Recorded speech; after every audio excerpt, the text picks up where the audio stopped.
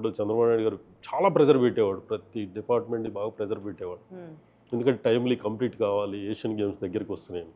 నేను ఒకరోజు evening 6 o'clock ఆ స్టేడియం ముందు కూర్చొని ఆలోచిస్తున్నాను. నా దగ్గర ఉన్న మేజర్ కాంట్రాక్టర్లు అంటే మేస్త్రీలు కాంట్రాక్టర్లు ఉంటారు కదా, పిలిచి అడిగి ఇది ఎలా చేయగలుగుతాం ఒకసారి చెప్పండి అని అడిగితే ఎవరు కూడా సార్ కష్టం సార్ ఇది చేయలేము, దీనికి ఇప్పటికిప్పుడు దీనికి కనీసం సపోర్ట్స్ కూడా లేవు, మనం కాంట్రాక్ట్ చేయలేము అని చెప్పి వాళ్ళందరూ కూడా ఇది చేశారు.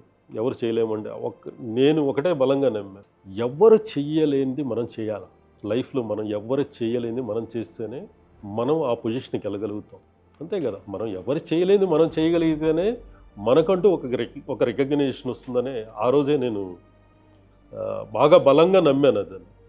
నేను ఒకటే చెప్పాను వాళ్ళకి, నెక్స్ట్ డే నుంచి వర్క్ స్టార్ట్ అవుద్దండి అని చెప్పేశారు. నెక్స్ట్ డే నుంచి వర్క్ స్టార్ట్ అవుద్దని చెప్పాను.